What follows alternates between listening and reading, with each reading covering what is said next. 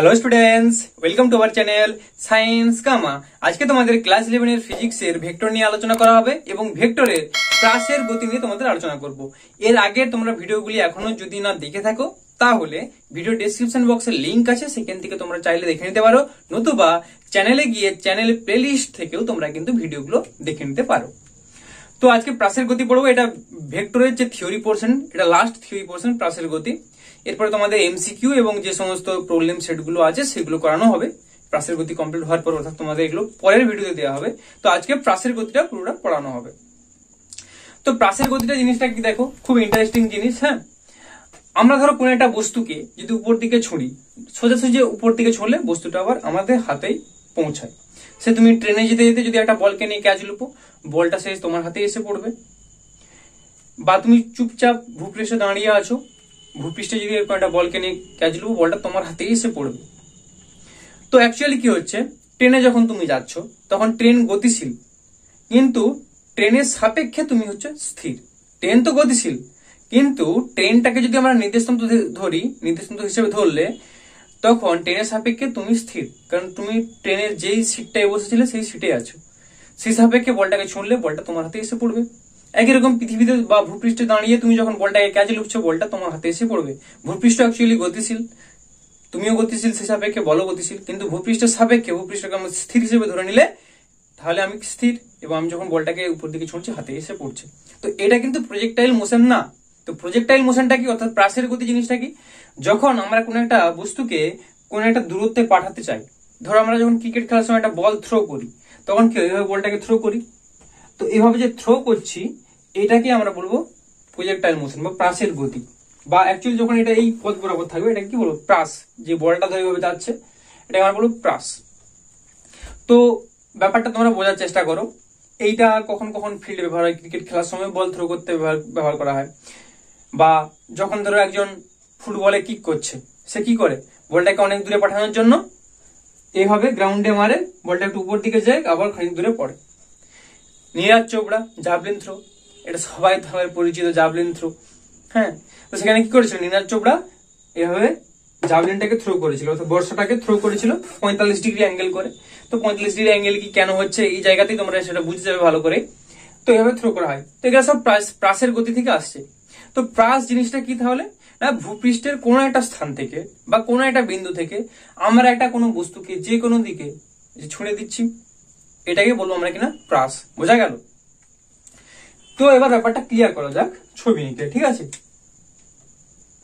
তো প্রাসের গতি সবসময় হচ্ছে টু ডাইমেনশনাল। কি বললাম, প্রাসের গতি ব্যাপারটা হচ্ছে টু ডাইমেনশনাল। তো এই দিকটাকে আমি ধরে দিচ্ছি এক্স অ্যাক্সিস, এই দিকটা হচ্ছে ওয়াই অ্যাক্সিস, ঠিক আছে? তো একটা বস্তুকে ধরো, এই যে বলটাকে আমি ক্যাচ লুপছিলাম, তো বলটাকে যখন এভাবে থ্রো করছি, ঠিক আছে, তো বলটাকে দেখো থ্রো করা হচ্ছে এই বরাবর। থ্রো করতে সে এসে এখানে পড়লো। তো অ্যাক্সিসটা আমি একটু এক্সটেন্ড করে দিতে হবে আমাকে, যেহেতু এটা ছোট হয়ে গেল। হ্যাঁ, ঠিক আছে। তো এই পয়েন্টটা ছিল ও পয়েন্ট, নাম দিয়ে দাও। এই পয়েন্টটা ধরো এ পয়েন্ট, আর এই যে এখানটায় আসছে এটাকে ধরে নিচ্ছি বি পয়েন্ট, ঠিক আছে? তো তাহলে বস্তুটা এইভাবে যাচ্ছে। তো এই যে এইখান থেকে যে বস্তুটা ছোড়া হলো, অর্থাৎ এই পয়েন্টটাকে আমরা কি বলবো, প্রক্ষেপ বিন্দু। কি বললাম, প্রক্ষেপ বিন্দু, অর্থাৎ পয়েন্ট অফ প্রজেকশন, প্রক্ষেপ বিন্দু। এটা হচ্ছে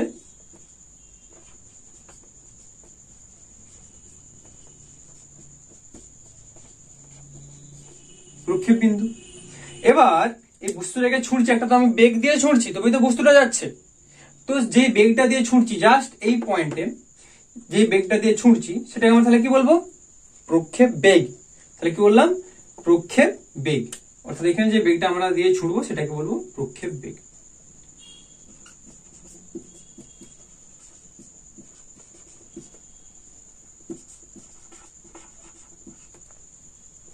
এটা ছিল প্রজেক্টাইল মোশনের, এখানে ছিল প্রক্ষেপ বিন্দু, আর যে বেগ দিয়ে ছুটি সেটাকে বলছে প্রক্ষেপ বেগ, অর্থাৎ ভেলোসিটি অফ প্রজেকশন। এবার এই যে বস্তুটা যতক্ষণ এই উপরে আছে, মানে এই বি পয়েন্টে পৌঁছানোর ঠিক আগে পর্যন্ত, যতক্ষণ অব্দি উপরে ভাসছে, এই সময়টাকে আমরা কি বলবো না চলনকাল, অর্থাৎ বস্তুটা চলছে সেজন্য এটাকে আমরা বলবো চলনকাল বা উত্থিতিকাল, অর্থাৎ টাইম অফ প্রজেকশন, প্রজেকশনের যে সময়টা লাগছে, টাইম অফ বাংলাটা লিখি চলনকাল। তাহলে আমাদের কি হলো, এটা হচ্ছে প্রক্ষেপ বিন্দু, প্রক্ষেপ বেগ, অর্থাৎ এটা রেড কালারটা নি এইভাবে এইদিকে ছুঁড়ছি, অর্থাৎ এই জাস্ট এটাকে কি বললাম প্রক্ষেপ বেগ। এরপরে দেখো এই প্রক্ষেপ বেগটা অর্থাৎ যেই বরাবর ছোঁড়া হচ্ছে এরপর বেন্ড হতে থাকছে এইভাবে, এই যে অ্যাঙ্গেলটা এটাকে ধরবো আলফা, এটাকে আমরা কি বলবো আলফা, এটা হরাইজন্টালের সঙ্গে অর্থাৎ অনুভূমিক উপাংশের সঙ্গে আলফা কোণে আছে, এটাকে আমরা বলবো কিনা প্রক্ষেপ কোণ, অর্থাৎ অ্যাঙ্গেল অফ প্রজেকশন, প্রক্ষেপ কোণ।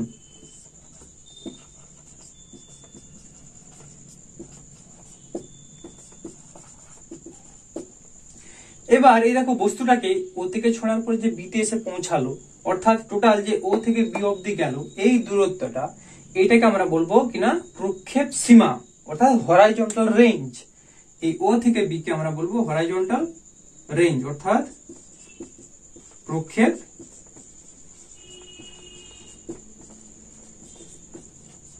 সীমা। ঠিক আছে, তো এই জিনিসগুলো সাধারণভাবে আমাদের জানতে হবে কোনটাকে কি বলে। ঠিক আছে, তো এটা হচ্ছে প্রক্ষেপ অ্যাঙ্গেল, এটা প্রক্ষেপ ভেলোসিটি, প্রক্ষেপ বিন্দু, উপরে যতক্ষণ ছিল সেটা হচ্ছে চলনকাল, আর এই যে ও থেকে বিতে এসে এত দূরত্ব গেল এটাকে বলবো আমরা প্রক্ষেপ সীমা। তো এই জিনিসগুলো তোমরা পরিচয় হলে, তো এগুলো আমি আবার মুছে দিচ্ছি। তো এবার মেন যে ফান্ডামেন্টাল জিনিস সেইগুলোতে তোমাদের আসতে হবে, অর্থাৎ যেখানে আমাদের ম্যাথ ট্যাথ ক্যালকুলেশনের ব্যাপার আছে সেই জায়গাগুলো আমাদের বুঝতে হবে। ঠিক আছে, তো দেখো এই বরাবর যদি ভেলোসিটি ইউ যায়, তো এখানে দেখতেই পাচ্ছ এই বরাবর তো বস্তুটা যাচ্ছে না, বস্তুটা এইভাবে বেঁকে যায়, এটাই স্বাভাবিক ভাবে। তাহলে এটা দেখো 2 ডাইমেনশনালি হচ্ছে, এখানে বস্তুটা ও থেকে ছোঁড়া হয়েছিল একটা সমতল, আবার বস্তুটা সেই সমতলে এসেই ফিরে আসলো। ঠিক আছে, এটা হচ্ছে 2 ডাইমেনশনাল। এই পথটা যে পথ বরাবর যাচ্ছে এই পথটাকে আমরা বলবো ট্র্যাজেক্টরি, কি বলবো না ট্র্যাজেক্টরি, অর্থাৎ সঞ্চার পথ।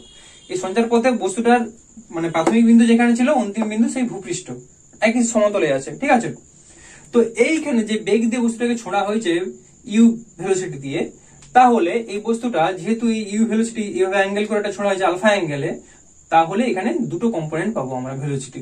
একটা এই বরাবর অর্থাৎ এক্স অ্যাক্সিস বরাবর কি পাবো, যেহেতু এখানে কোনটা আলফা এক্স অ্যাক্সিসের সঙ্গে আছে, তাহলে এটা পাবো ইউ কস আলফা। আর ওয়াই অক্ষ বরাবর তাহলে উপাংশ কত পাবো, ওয়াই অক্ষ বরাবর আমরা উপাংশ পাবো ইউ সাইন আলফা। ঠিক আছে, আশা করি এই জিনিসটা তোমাদের মধ্যে ক্লিয়ার। তো এবার দেখো এই যে ইউ সাইন আলফা এটা কোন দিকে কাজ করছে, জাস্ট অভিকর্ষের বিপরীতে উপর দিকে। ইউ সাইন আলফা এই সোজা কাজ করছে আর ইউ কস আলফা এই সোজা কাজ করছে, এটা হরাইজন্টালে এটা ভার্টিক্যালে কাজ করছে। তো দেখো অভিকর্ষের ত্বরণ কোন দিকে কাজ করে, অভিকর্ষের ত্বরণ সবসময় কাজ করে জিটা নিচের দিকে কাজ করবে, অর্থাৎ ইউ সাইন আলফা ঠিক বিপরীতে জি কাজ করায় ইউ সাইন আলফাটা অর্থাৎ এই ভার্টিক্যাল ডিরেকশনের যে ভেলোসিটির আমাদের ইয়ে কম্পোনেন্টটা ছিল সেটা অর্থাৎ ইউ সাইন আলফাটা ধীরে ধীরে কমতে থাকবে, কারণ জি তো বিপরীত দিকে আবার ঘুরে বল দিচ্ছে, তাহলে ইউ সাইন আলফার মানটা ভ্যালুটা ধীরে ধীরে কমতে থাকবে। সেই জন্য কি হয় এটা এই সোজা শোনা হয়েছিল এই সোজা না যে ধীরে ধীরে বাড়তে থাকে, বোঝা গেল। যেহেতু ইউ সাইন আলফার বিপরীতে কাজ করছে জি, তাহলে বা সেই জন্য বস্তুটা কিভাবে ছোঁড়ার সময় সোজা এইভাবে না গিয়ে ধীরে ধীরে ধীরে ধীরে কাজ হয়ে যায়, কারণ ইউ সাইন আলফাটার ভ্যালুটা কমতে থাকে। কিন্তু ইউ কস আলফা বরাবর তো অর্থাৎ এই অনুভূমিক দিকে যখন যাচ্ছে, অনুভূমিক দিকে তো অভিকর্ষের কোনো ব্যাপার নেই, অভিকর্ষ নিচের দিকে টানবে, অর্থাৎ এই উলম্ব উপাংশটাকে ডোমিনেট করছে। কিন্তু যখন অনুভূমিক উপাংশ বরাবর যাচ্ছে, অনুভূমিক উপাংশ বরাবর এর কিন্তু এফেক্ট পড়ছে না অভিকর্ষ ত্বরণের জন্য। সেই জন্য অভিকর্ষ ত্বরণের উপর যেহেতু এর প্রভাব পড়ছে না, এই অনুভূমিক উপাংশ যে ইউ কস আলফাটা আমরা পাচ্ছি এটা কি থাকবে, এটা অবশ্যই কনস্ট্যান্ট থাকবে। ইউ কস আলফা টার্মটা অবশ্যই হবে কনস্ট্যান্ট, ধ্রুবক থাকবে, কারণ এটা সমবেগ নিয়ে চলবে। অর্থাৎ এই যাত্রা অবধি অনুভূমিক উপাংশ বরাবর অর্থাৎ ইউ কস আলফা বরাবর এর কিন্তু ত্বরণ বা মন্দন যাই বলো শূন্য, সেই জন্য এটা সমবেগে চলবে। ঠিক আছে, আশা করি ব্যাপারটা বুঝতে পেরেছো। তো এরপর আমাদের সর্বাধিক উচ্চতাটা আমাদের মাপতে হবে। ঠিক আছে, তো সর্বাধিক উচ্চতা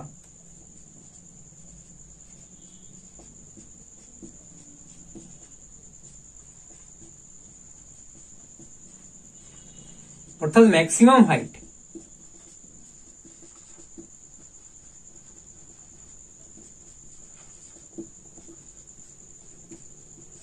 ঠিক আছে, তো সর্বাধিক উচ্চতাটা আমরা কিভাবে ক্যালকুলেশন করবো? দেখো ছবিতে দেখো ভালো করে, ও থেকে এ বি পথ বরাবর যাচ্ছে। ঠিক আছে, তো এখানে সর্বাধিক উচ্চতা নিশ্চয়ই এ পয়েন্টটা, এটাই এর সর্বাধিক উচ্চতা। ধরে নিচ্ছি সর্বাধিক উচ্চতাটা হচ্ছে ক্যাপিটাল এইচ। ঠিক আছে, তো এই সর্বাধিক উচ্চতা অর্থাৎ এইচ এর মানটা কত, এইটা আমাদের এখানে বের করতে হবে। তো একমাত্রিক গতি অধ্যায়টা তোমাদের যদি ভালো করে ভিডিওগুলো দেখে থাকো তো শিখেছিলে তোমরা তাহলে অলরেডি, যে কি শিখেছিলাম তোমাদের, যে একটা ইকুয়েশন দেখো, ভি স্কয়ার সমান ইউ স্কয়ার প্লাস 2as। এটা হচ্ছে একমাত্রিক গতি যদি অনুভূমিক বরাবর হয় সেই সময় এটা হয়। আর উলম্ব গতির ক্ষেত্রে আমরা এই সমীকরণটাকে কিভাবে ব্যবহার করব? যখন উলম্ব গতি হয়, যে ভি স্কয়ার সমান ইউ স্কয়ার মাইনাস 2, উলম্ব গতির জন্য এক্সেলারেশন তো মানে ত্বরণ তো এই দিয়ে প্রকাশ করা হয়। উলম্ব গতির ক্ষেত্রে ত্বরণ বলতে অভিকর্ষ ত্বরণের কথা বলা হয়, তখন এর জায়গা লিখবো জি। আর এস বলতে দূরত্ব হয়, আর উলম্ব গতির ক্ষেত্রে উচ্চতা বোঝায়, তখন সেই জায়গায় লিখবো আমরা এইচ। ঠিক আছে, ভি স্কয়ার সমান ইউ স্কয়ার মাইনাস 2gh, এটা উলম্ব গতির ক্ষেত্রে ব্যবহার করা হয়। এখানে মাইনাস কেন হয়? কারণ জিটা কাজ করে নিচের দিকে, আমি ছুটছি উপর দিকে, জি এর বিপরীতে, ওই জন্য মাইনাস আসছে। তো এই জায়গাগুলো বুঝতে না পারলে তোমরা একমাত্রিক গতি আবার দেখে নাও, ভিডিওগুলো সুন্দর বুঝে যাবে। ঠিক আছে, তো এই ফর্মুলাটা আমরা ইউজ করব। এবার দেখো এখানে তাহলে ভি কি, ইউ কি, জি তো আমরা জানি অভিকর্ষ ত্বরণ, আর এইচটা কি। ঠিক আছে, তো ভি হচ্ছে সর্বাধিক উচ্চতা বেগ অর্থাৎ অন্তিম বেগ। আমরা এইচ মাপবো মানে এই বাকিটা কি হচ্ছে এখন ভাববো না। ঠিক আছে, এই বাকিটা পুরোটা নিয়েও ক্যালকুলেট করা যাবে, তো সেই ক্ষেত্রে ক্যালকুলেশন অনেক জোর হয়ে যাবে, তো আমরা পুরোটা নিয়ে ক্যালকুলেট করতে যাবো না, আমাদের এইচ দরকার। যত সহজে আমরা এইচ ক্যালকুলেশন করতে পারি সেটাই করবো। তো আমরা ও বিন্দু থেকে এ বিন্দু আসছি এইটুকুই দেখবো। ঠিক আছে, অর্থাৎ এটা হচ্ছে আমাদের প্রাথমিক অবস্থান, অর্থাৎ এখানে হচ্ছে আমরা যে ভেলোসিটি দিয়ে ছুটছি সেটা হচ্ছে ও পয়েন্ট। এই ও পয়েন্টে দেখো আমরা এখানে তো উলম্ব গতির কথা বলছি, তো এখানে দেখো প্রাথমিক বেগটা এদিকে একটা আমি বলবো কম্পোনেন্ট ইউ কোস আলফা আছে, ইউ সাইন আলফা দুটো আছে, বা একবার এই পয়েন্টটা হচ্ছে বেগটা ছিল ইউ। তো যেহেতু আমরা উলম্ব গতির ক্ষেত্রে এটা দেখছি, অর্থাৎ উপর দিকটা কি হচ্ছে দেখছি, তো সেহেতু আমরা প্রাথমিক বেগটাকে বলবো ইউ সাইন আলফা। বোঝা গেল? যেহেতু এটা আমরা উলম্ব গতি নিয়ে আলোচনা করছি, প্রাথমিক বেগটাকে আমরা ইউ সাইন আলফা ধরবো, অর্থাৎ আমরা এখানে ইউ জায়গায় কি বসাবো, ইউ সাইন আলফা। ভিটা হচ্ছে দেখো এখানে ও থেকে এ অবধি যাচ্ছে, পুরোটাই আমরা ক্যালকুলেশন করতে পারি। ও থেকে এ অবধি আছে, যখন আমরা দেখো একটা বস্তুকে উপর দিকে ছুঁড়ে দিই, বস্তুটা জাস্ট যখন একবার ম্যাক্সিমাম পয়েন্টে থাকে তখন কিন্তু তার বেগটা শূন্য হয়। তো এখানে আমরা ধরে নেব যে এ পয়েন্টের বেগটা হচ্ছে ভি, সেটা হচ্ছে 0। বোঝা গেল? তো এবার এই মানগুলোকে এখানে পুট করব।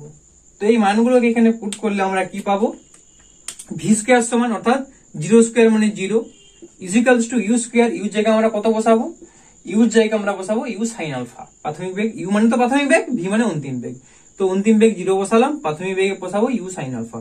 তার মানে এটা হয়ে যাবে U square sine square alpha minus 2g। H এর জায়গায় কত আছে, এই হাইটটা ক্যাপিটাল এইচ আছে, এই এইচটা সূত্রের এইচ, ফর্মুলার এইচ, আর এইচটা এই যে এখানে করছি সেই এইচ। তো আমাদের বের করতে হবে ম্যাক্সিমাম হাইট, সর্বাধিক উচ্চতা বের করতে হবে, অর্থাৎ এই এইচটা বের করতে হবে।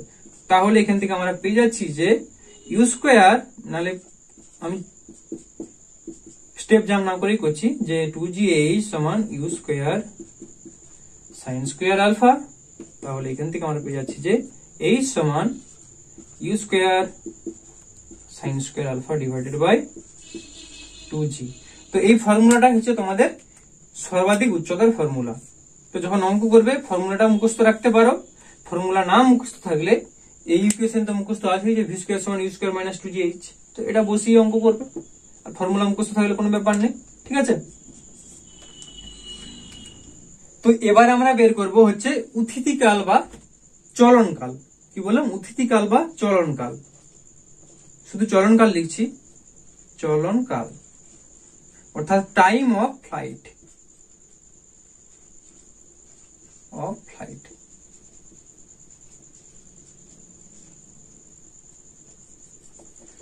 তো দেখো এই টাইম কালটা বের করার জন্য আমরা দুটো সূত্র কাজে লাগাবো। কি বললাম, দুটো সূত্র কাজে লাগাবো। কি কি না, একটা হচ্ছে ভি সমান ইউ প্লাস এটি, এই একটা ফর্মুলা কাজে লাগাবো। আর একটা ফর্মুলা কাজে লাগাবো যে এস সমান UT plus half a t square. ঠিক আছে, তো যেহেতু এগুলা উলম্ব গতির ক্ষেত্রে হচ্ছে সেহেতু এই সূত্রটাকে জাস্ট একটু চেঞ্জ করতে হবে। তো আমরা এর জায়গায় তখন জি ইউজ করবো, অবশ্যই মাইনাস জি, উলম্ব গতির ক্ষেত্রে এখানটা মাইনাস হবে। তো সেগুলো তো আমরা জানো, এস এর জায়গায় আমরা এইচ লিখবো, এগুলো কমন জিনিস। তো এগুলো মেন সূত্র, ওই জন্য আমি এটা লিখলাম। ঠিক আছে, তো এবার দেখো বস্তুটা এইখান থেকে এখানে যাচ্ছে, অর্থাৎ প্রাসটা যখন ও থেকে এই পয়েন্টে গেল, অর্থাৎ অর্ধেকটা পথ জাস্ট গেল, সেই ক্ষেত্রে কত সময় লাগছে এটা আমরা বের করতে পারবো। আবার যদি বলে ও থেকে বি, অর্থাৎ টোটাল পথটায় আসতে কত সময় লাগছে সেটাও আমরা বের করতে পারবো। তো আমরা যদি এখন অর্ধেক পথ দেখি, অর্থাৎ ও থেকে এ অবধি যেতে কত সময় লাগছে সেটার জন্য এই সূত্রটা অ্যাপ্লাই করব, অর্থাৎ এইটা। আর যদি আমরা টোটালটা দেখি তাহলে আমরা এই দ্বিতীয় সূত্রটা অ্যাপ্লাই করব। বোঝা গেল? এবার দেখো আমরা প্রথমে ধরে নিচ্ছি যে ও থেকে এ অবধি যেতে সময়টা লাগছে t1, সময় লাগছে t1। আর এখানে প্রাথমিক বেগ যেগুলো যা ছিল তো বসাবোই। তো দেখো কি করতে হবে ক্যালকুলেশনটা। ভি এর জায়গায় আমরা কি লিখবো, এখানে ভি কত বলেছিলাম, ও থেকে এ পর্যন্ত দেখছি। আমরা কি করছি, ও থেকে এ দূরত্বের জন্য, ঠিক আছে, তো ও থেকে এ দূরত্বের জন্য টাইমটা ধরে নিচ্ছি লাগছে t1। আমি ভাষাগুলো লিখছি না, অনেক বড় হয়ে যাবে, এখানে তো জায়গা নেই। তো ও থেকে এতে যদি টাইম যদি t1 লাগে, আর ভি বলতে এখানে ভি কত, 0, এই বিন্দুতে ভি তো 0, তাহলে আমরা এটা বসাবো। দেখো এই সূত্রটাকে আমরা আগে চেঞ্জ করে নেব, যে ভি সমান তাহলে এখানে কত হবে, ইউ মাইনাস জিটি, এইটা হচ্ছে সূত্র। তো এখানে ভি এর জায়গায় আমরা কত বসাবো, ভি এর জায়গায় বসাবো 0 সমান ইউ জায়গায় কি বসাবো বলেছিলাম, ইউ সাইন আলফা মাইনাস জি, টি এর জায়গায় বসাবো যে টাইমটা t1 ধরে নিয়েছি, জি t1। তো এখান থেকে আমরা t1টা বের করব। তো t1 সমান তাহলে কত পাচ্ছি, t1 সমান আমরা পেয়ে যাচ্ছি u sine alpha divided by g. তো এটা হচ্ছে জাস্ট ওর থেকে এই পয়েন্ট পর্যন্ত যেতে, অর্থাৎ অর্ধেক সময় যেতে আমাদের এই সময়টা লাগছে, t1 সমান ইউ সাইন আলফা বাই জি। এইবার আমরা যদি টোটালটা দেখি, অর্থাৎ ও এ বি, অর্থাৎ টোটাল সঞ্চার পথটা যদি দেখি তাহলে কত সময় লাগবে, সেই জন্য বলছি এই সূত্রটা কাজে লাগাবো। তো এই সূত্রটাকে আমরা উলম্ব গতির জন্য কিভাবে লিখবো, এই সূত্রটাকে আমরা উলম্ব গতির জন্য এইভাবে লিখবো যে এইচ সমান UT minus half G T square, এটা লিখলাম। এইবার আমি যখন বলছি টোটাল পথটা, তো টোটাল পথটা যখন দেখবো, দেখো এইচ মানে কি উচ্চতা, এখানে ওটা যেই উচ্চতায় আছে বি পয়েন্টটাও কিন্তু সেম উচ্চতায় আছে, অর্থাৎ ও বি এর মধ্যে কোনো উচ্চতার ডিফারেন্স নেই। তার মানে এখানে এইচটা কত, 0। ভালো করে বোঝার চেষ্টা করো, আমি কিন্তু ও এ পয়েন্টের মধ্যে বলছি না, ও এ পয়েন্টের মধ্যে বলে এখানে উচ্চতা তো এইচ ছিল, এতটা ছিল, কিন্তু যখন উচ্চতাটা কমে কমে এখানে কত হয়ে গেল, 0। ও আর বি একই সমতলে আছে, তাহলে এইচ 0 হয়ে গেল। এবার বাকি টার্ম গুলো তো জানি, এখানে টোটাল সময়টাকে এখানে কি অর্ধেক সময়টা যদি t1 ধরছিলাম, তো টোটাল সময়টা লাগছিল ধরে নিচ্ছি ক্যাপিটাল টি, এখান থেকে এখানে টোটাল সময়টা লাগছিল ক্যাপিটাল টি। তাহলে এবার মানগুলো বসাও, তাহলে ইজিলি হয়ে যাবে। এইচ এর জায়গায় আমরা বসাবো 0 সমান ইউ জায়গায় ইউ সাইন আলফা, টি এর জায়গায় capital T minus half G টি স্কোয়ারের জায়গায় ক্যাপিটাল টি স্কোয়ার। বোঝা গেল? তো এখান থেকে একটা করে টি কেটে যাবে, তাহলে আমরা পেয়ে যাচ্ছি দেখো হাফ জি টি সমান ইউ সাইন আলফা, বা টি সমান ইউ সাইন আলফা, এখানে 2 হবে, 2টা কোণাকোণি গুণ 2 u sine alpha divided by g. তো এটা হচ্ছে টোটাল টাইমটা লাগছে, বুঝতে পারলে? তো এবার দেখো এখানে যখন t1 আর এখানে পাচ্ছি t, তো দুটোর মধ্যে কম্পেয়ার করে দেখো যে t1 এ যা সময় লাগছিল, অর্থাৎ ইউ সাইন আলফা বাই জি, এখানে ইউ সাইন আলফা বাই জি এর সঙ্গে এটা শুধু 2 গুণ হয়ে গেছে, অর্থাৎ অর্ধেক দূরত্ব যেতে যা সময় লাগবে টোটাল দূরত্বটা যেতে তার দ্বিগুণ সময় লাগবে। বোঝা গেল? কারণ অর্ধেক দূরত্ব মানে হাফ সময় লাগবে, এটাই হচ্ছে ব্যাপার। তাহলে এই বাকি এ থেকে বিতে যেতেও কিন্তু এই সময়টাই লাগবে, কারণ আমরা তো এখানে দেখতেই পাচ্ছি টোটাল দূরত্ব যখন যাচ্ছি তখন সময় লাগছে এটা একটা 2 টার্ম এক্সট্রা গুণ হয়ে আছে, বাকি তো সেম এর সাথে। অর্থাৎ আমরা এখানে বলতে পারি যে t সমান 2t1, বোঝা গেল? অর্থাৎ সম্পূর্ণ দূরত্ব যেতে সময় সমান 2 ইন্টু অর্ধেক দূরত্ব যেতে সময়। তো এটা এখানে আমরা চলনকালটা বের করতে পারলাম। তো এই ইকুয়েশন গুলো আমরা এখানে লিখে নিচ্ছি, কারণ বাকি আরো আমাদের ক্যালকুলেশন আছে, কারণ আর এই ইকুয়েশন গুলো আমাদের কাজে লাগবে, ঠিক আছে? যেগুলো মেন ইকুয়েশন এইগুলো আমি শুধু ডান দিকে নোট করে নিচ্ছি। তো 1 নম্বর ইকুয়েশন এটা আমাদের লাগবে, h সমান কি ছিল আমাদের u square sin square alpha divided by 2g, এটা কাজে লাগবে। আর এখানে আমরা কি পেয়েছি 2 নম্বর t1 সমান u sin alpha divided by g, আর আমরা কি পেয়েছি t সমান 2u sin alpha divided by g। এই তিনটা সূত্র আমরা পেলাম, ঠিক আছে?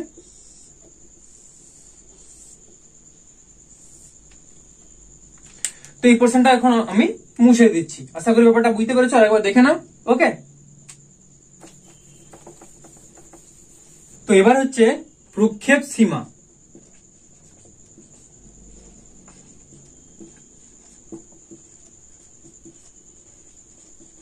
অর্থাৎ হরাইজন্টাল রেঞ্জ।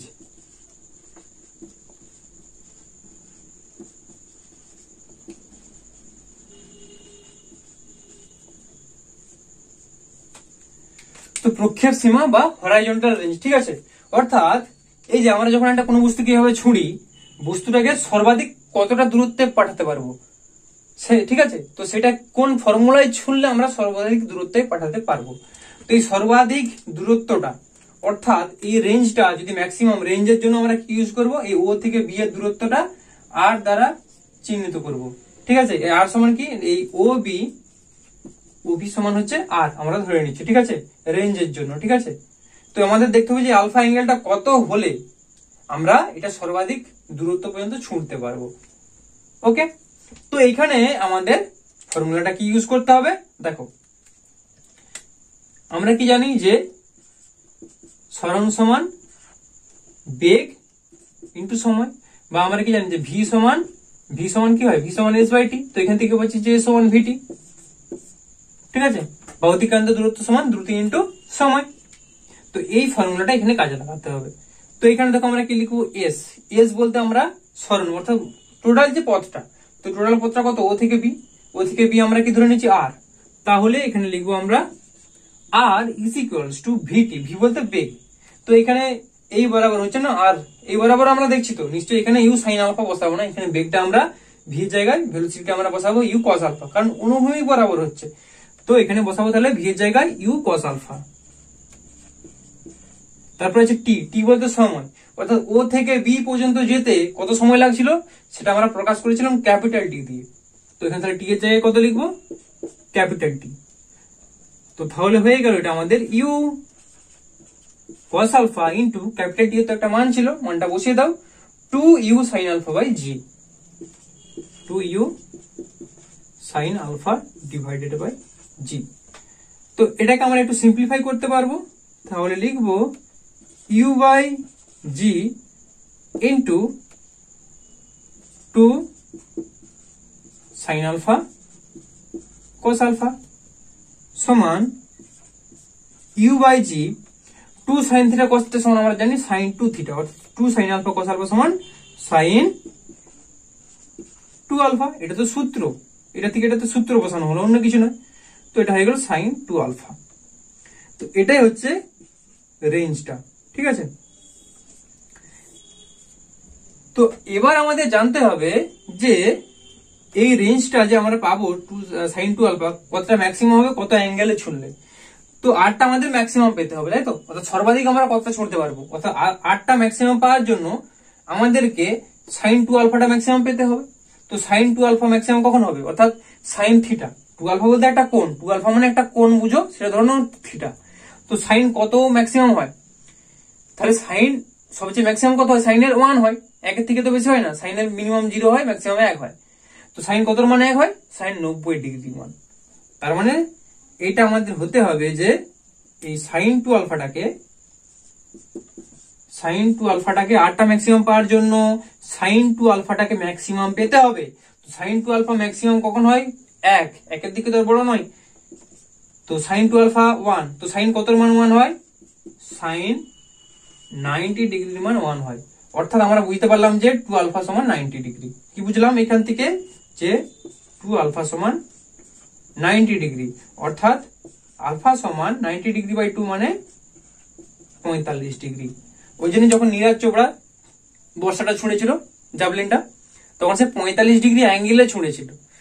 শুধু 45 ডিগ্রি অ্যাঙ্গেলে ছুঁড়লে হবে না, বাকি টেকনিক গুলো ঠিকঠাক থাকতে হবে। তো সেই জন্য সে ম্যাক্সিমাম দূরত্ব ছুঁড়তে পেরেছিল। তো আমরা এমনি ধরো 30 ডিগ্রি বা অন্য কোনো অ্যাঙ্গেলে ছোড়ার থেকে 45 ডিগ্রি অ্যাঙ্গেলে ছুঁড়লে অবশ্যই বেশি ছুড়বো। মানে তুমি তোমার ম্যাক্সিমাম আউটপুটটা কিন্তু 45 ডিগ্রি অ্যাঙ্গেলে দিতে পারবে। বোঝা গেল? তো আমরা আলফাটা পেলাম। এবার দেখো এই যে ফর্মুলাটা আমরা পেয়েছি U by G sine two alpha. তো এই ফর্মুলায় যদি আমরা এখানটায় বসিয়ে দিই যে 2 আলফা না লিখে আমরা যদি লিখি pi by 2 minus alpha, sine 2 আলফার জায়গায় আমরা যদি লিখি যে আলফার জায়গায় আমরা এই টার্মটা বসাবো যে পাই বাই 2 মাইনাস আলফা, তাহলে কি কিন্তু ইকুয়েশনটার কোনো কি চেঞ্জ হবে? সেটা আমরা দেখবো। অবশ্যই চেঞ্জ হবে না। কেন হবে না?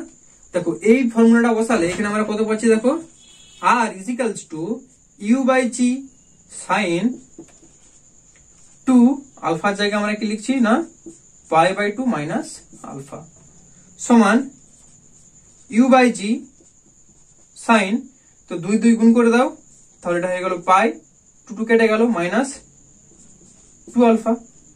তো দেখো এইভাবে হয়, এটা হচ্ছে অল, এটা সাইন, এটা ট্যান, এটা কস, ট্যান, এটা হচ্ছে কস। তো দেখো সাইন পাই মাইনাস 2 আলফা, পাই কোনটা 90 আর 90 পাই, এখানে পাই মাইনাস 2 আলফা। ধরো এই অ্যাঙ্গেলটা এখানে সাইনটা কি পজিটিভ, অর্থাৎ sine 90 degree minus theta 180 degree, pi মানে তো 180 এ কোনো চেঞ্জ হয় না, অর্থাৎ সেটা সাইনই থাকলো, আর সেটা অবশ্যই এখানে সাইন পজিটিভ মানে পজিটিভ, অর্থাৎ সাইন পাই মাইনাস 2 আলফা মানে সাইন 2 আলফা। তাহলে আমরা পেয়ে গেলাম এটা সমান you by G sine 2 alpha. বোঝা গেল? অর্থাৎ আমরা আলফা বসালেও যা হবে আর পাই বাই 2 মাইনাস আলফা বসালেও কিন্তু একই ইকুয়েশন পাচ্ছি। আশা করি বুঝতে পারলে। তো এই ইকুয়েশনটা আমাদের কাজে লাগবে, সেই জন্য এটা আমি এখানে লিখে রাখছি যে আর সমান, কাজে লাগবে বলতে কি মানে এগুলো আমরা বের করছি, আর সমান you by G sine 2 alpha. Okay, তো সরি এখানটা দেখো ইউ আর ইউ গুণ করতে এটা ভুল করা হয়ে গেছে, ইউ স্কোয়ার হবে, কারণ ইউ আর ইউ গুণ হয়েছে, তাই না? তার মানে এটাও ইউ স্কোয়ার। তো এখানে ইউ জায়গায় প্রত্যেকটা আমরা ইউ স্কোয়ার বসিয়ে দেবো, ঠিক আছে? দুটো ইউ গুণ হয়েছে এটা আর এটা, তো ইউ স্কোয়ার বাই জি, এটা মানে এখানে একটা ইউ স্কোয়ার হবে, অর্থাৎ এই টার্মটা হবে এখানে একটা ইউ স্কোয়ার। ওকে, তো এরপর আমরা হচ্ছে সঞ্চার পথটা বের করবো। সঞ্চার পথ বলতে কি, ও এ বি পথে যাচ্ছে যে ও বি পথটা কি ধরনের পথ, আমরা এটা স্ট্রেট লাইন বলি, অর্ধবৃত্তাকার, পরাবৃত্তাকার, বিভিন্ন রকম বলি না? তো এইটা কিভাবে হবে, তো আমরা দেখো কোষে বের করি যে ওই ইকুয়েশনটা কিরকম হয়, ও এ বি পথটা কি ধরনের হয়, সঞ্চার পথটা। তো সেই জন্য এটা এখন মুছে দিচ্ছি, ঠিক আছে? তাহলে এবারে আমরা লিখছি প্রাসের সঞ্চার পথ।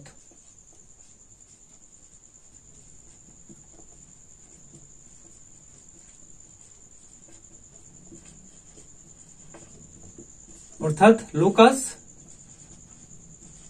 অফ এ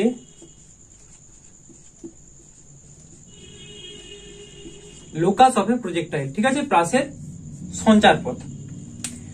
তো দেখো প্রাসের সঞ্চার পথ এই জিনিসটা জানার জন্য এই ছবিতে আমাদের হয়ে যাবে, এই ছবি থেকে এখানে এইচটা মুছে দিচ্ছি।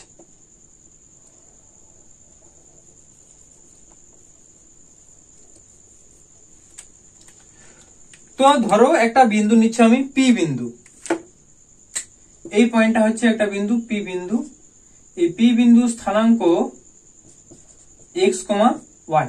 ভালো করে বোঝার চেষ্টা করো, আমি একটা পয়েন্ট নিচ্ছি এখানে পি বিন্দু, এই পি বিন্দু স্থানাঙ্ক হচ্ছে এক্স কমা ওয়াই। আমি ও থেকে পি এই দূরত্বটা নিয়ে ক্যালকুলেশন করছি। আমি চাইলে এখানেও নিতে পারি, এখানেও নিতে পারি, যে কোনো জায়গায় নিতে পারি। তো পি এটা যেখানেও একটা হতে, ইন্ডিভিজুয়াল যেখানেও হতে পারে, ঠিক আছে? তো এইখানে যদি এক্স কমা ওয়াই স্থানাঙ্ক হয়, তাহলে অবশ্যই যেভাবে আমরা গ্রাফে বসাই x সমান ধরো 2,3 ছিল, তো এখান থেকে গুণ x অক্ষ বরাবর 2 গুণ করে এখানে বসে দিলাম এতটা, তারপরে y অক্ষ বরাবর আবার উপর দিয়ে গেলাম কতটা, তার মানে এখান থেকে এই ডিসটেন্সটা অবশ্যই x, যেহেতু স্থানাঙ্ক x, y, আর এই ডিসটেন্সটা অবশ্যই y, যেহেতু স্থানাঙ্ক x, y। আশা করি বুঝতে পারছো কি বলতে চাইছি। এইবার দেখো, এই আমাদের সঞ্চারপথটা বের করার জন্য যে ইকুয়েশন গুলো লাগবে সেই ইকুয়েশন গুলো হচ্ছে s সমান, এটা বসাই, s সমান ut plus half a t square. আর একটা আমরা কি বসাবো যে s সমান vt। বোঝা গেল? এবার এখানে উলম্ব গতির ক্ষেত্রে অবশ্যই এখানে s লিখবো না, h লিখবো, ঠিক আছে? অর্থাৎ এই ফর্মুলাটা সেই ক্ষেত্রে কত লিখবো, h। তো একবারে আমি কারেক্ট ইকুয়েশনটা লিখে দিচ্ছি। তাহলে দেখো এখানে s এর জায়গায় h লিখবো, h বলতে সেটা এখানে কত আছে, y, এই ডিসটেন্সটা y আছে। তাহলে লিখবো যে y সমান ut, u বলতে এখানে প্রাথমিক বেগটা, তো প্রাথমিক বেগটা এই ক্ষেত্রে কত, u sin আলফা। তাহলে u sin alpha into t বা u sin alpha t plus half a t square. তো এখানে উলম্ব গতির ক্ষেত্রে এখানে আমরা কি ইউজ করবো, মাইনাস হাফ এর জায়গায় হবে জি টি স্কোয়ার। তো এটা হচ্ছে ফর্মুলা। আবার দেখো আরেকটা ফর্মুলা আমরা কি ব্যবহার করবো, এটা থেকে s সমান ভিটি। তো s বলতে এখানে দূরত্বটা কত, এই যে এখান থেকে এই দূরত্ব, অর্থাৎ সেই দূরত্বটা ছিল x, x সমান ভিটি।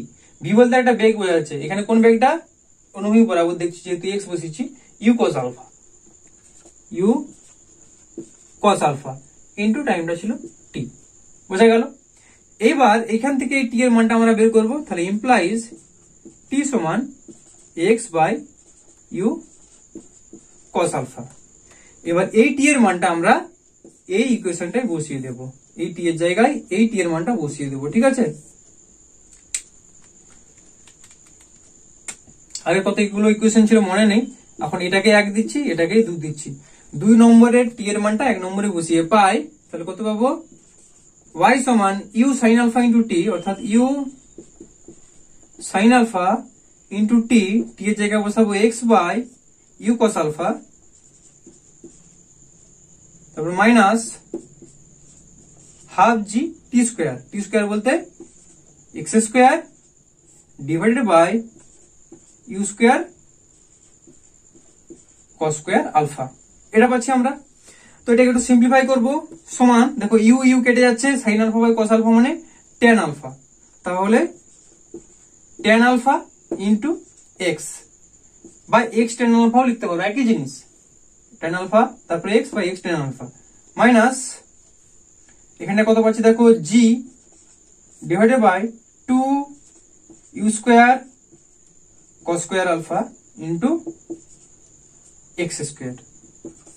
তো দেখো এই যে ইকুয়েশনটা, এই ইকুয়েশনটাকে আমরা কোন ইকুয়েশনের সঙ্গে কম্পেয়ার করতে পারবো, অবশ্যই এই ইকুয়েশনটাকে আমরা কম্পেয়ার করতে পারবো যে y is equals to ax plus bx square. দেখো y is equal to ax plus bx square, যেখানে হচ্ছে a মানে tan আলফা আর b মানে হচ্ছে g by 2 u square cos square alpha. আশা করি বুঝতে পারছো। এখানে হাফ, এই জিটা কিন্তু উপরে আছে, হ্যাঁ নিচে নয়, হাফ জি টি স্কোয়ার, এটা নিচে ভেবে নাও না, এটা উপরে আছে, ঠিক আছে, এটা উপরে আছে। তো দেখো এখানে তাহলে আমরা বিটা পেয়ে গেলাম যে g by 2 u square cos square alpha, অর্থাৎ এটা একটা কিসের ইকুয়েশন, y সমান u tan alpha into x minus g by 2 u square cos square alpha into x square. এটা একটা অধিবৃত্তাকার সমীকরণ, এটা একটা অধিবৃত্তের ইকুয়েশন, অধিবৃত্ত অর্থাৎ প্যারাবোলা। তাহলে এই যে আমরা যে সঞ্চারপথটা পাচ্ছি এটা একটা অধিবৃত্তের সঞ্চারপথ বা অধিবৃত্তাকার, এটা ঠিক আছে। আশা করি এটা বুঝতে পেরেছো। তো তোমাদের একটা অঙ্ক করিয়ে দিই, বাকি অঙ্কগুলো তোমরা উদাহরণগুলো হোমওয়ার্ক বাড়িতে প্র্যাকটিস করো, ঠিক আছে। তো উদাহরণটা কি বলছে দেখো, ভূমির সঙ্গে 45 ডিগ্রি কোণ করে 20 মিটার পার সেকেন্ড গতিবেগ সহযোগে একটি বস্তুকে নিক্ষেপ করা হলো। কত সময় পরে বস্তুটি ভূমি স্পর্শ করবে? 2 নম্বর, সর্বোচ্চ কত উচ্চতায় বস্তুটি উঠবে? 3 নম্বর, নিক্ষেপ বিন্দু থেকে কত দূরে বস্তুটি ভূমি স্পর্শ করবে? জি এর মান দেওয়া আছে 10 মিটার পার সেকেন্ড স্কোয়ার। তো ডাটাগুলো কি কি দেওয়া আছে আগে দেখো। তো প্রথমে দেওয়া আছে যে আলফাটা দেওয়া আছে 45 ডিগ্রি, ঠিক আছে। আর কি দেওয়া আছে 20 মিটার পার সেকেন্ড গতিবেগ সহযোগী, অর্থাৎ ইউটা দেওয়া আছে 20 মিটার পার সেকেন্ড, ঠিক আছে। এই ডাটাগুলো দেওয়া আছে। আর দেওয়া আছে জি তো 10 মিটার পার 9.8, এখানে 10 দিয়েছে, 10 মিটার পার সেকেন্ড স্কোয়ার।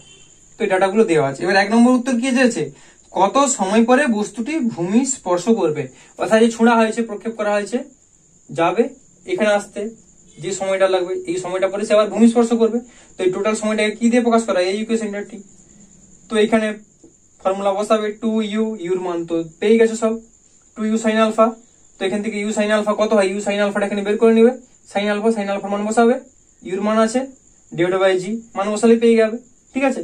বা তোমরা এই ইকুয়েশনটা যেভাবে ক্যালকুলেশন করে বের করা হয়েছে সেভাবে তোমরা করে তারপরে আবার টি পাবে, তারপর আবার বসাও। আর যদি সূত্র একবারে মুখস্থ রাখতে পারো টি সমান এটা হয়, তাহলে ডিরেক্টলি বসিয়ে দিলে অ্যান্সার পেয়ে যাবে। এরপর 2 নম্বর কি চেয়েছে, সর্বোচ্চ কত উচ্চতায় বস্তুটি উঠবে। তো সর্বোচ্চ উচ্চতার সূত্র কি ছিল, সূত্রটা ছিল এটা, এইচ সমান U square sine square alpha by 2g, এখানে মান বসিয়ে দিলে পেয়ে যাবে। এরপর 3 নম্বরে কি চেয়েছে, নিক্ষেপ বিন্দু থেকে কত দূরে বস্তুটি ভূমি স্পর্শ করবে। তো নিক্ষেপ বিন্দু থেকে কত দূরে বস্তুটি ভূমি স্পর্শ করবে, তো এখানে ও থেকে বি দূরত্ব কি দিয়ে প্রকাশ করা হয়েছিল, আর দিয়ে প্রকাশ করা হয়েছিল। তো আর সমান U square by G sine 2 alpha, এখানে মান বসিয়ে দিলে আমরা অ্যান্সার পেয়ে যাবো। তো খুব ইজিলি অঙ্কগুলো করতে পারবো। তো ভিডিওটা অনেক বড় হয়ে যাবে, আমি আর বেশি বলছি না। এরপরে তোমরা এই 2 এর উদাহরণ, 3 এর উদাহরণ তোমরা দেখো, এখানে স্ক্রিনে দেখতে পাচ্ছ 2 3 4 5 6 7 8 9 10, আর তারপরে আরো দেওয়া আছে 11। এতগুলো অঙ্ক তোমরা বাড়িতে প্র্যাকটিস করো, চেষ্টা করো। অলরেডি তোমাদের বইয়ে দেওয়া আছে। আর যারা এই বইটা ফলো করোনি, অন্য বই ফলো করো, তাদের ক্ষেত্রে যদি অঙ্কগুলো করতে অসুবিধা হয় তো কমেন্ট করে জানাবে, আমি অঙ্কগুলো করিয়ে দেবো, কোনো অসুবিধা নেই, ঠিক আছে। তো আজকের ভিডিওটি এই পর্যন্তই। তোমাদের যদি ভিডিওটি ভালো লাগে ভিডিওটিকে অবশ্যই একটি লাইক করো। আর এই চ্যানেলে নতুন হয়ে থাকলে এই ধরনের যাবতীয় ভিডিওগুলি পাওয়ার জন্য তোমরা অবশ্যই চ্যানেলটিকে সাবস্ক্রাইব করে রাখো। ওকে, ভালো থেকো, ধন্যবাদ।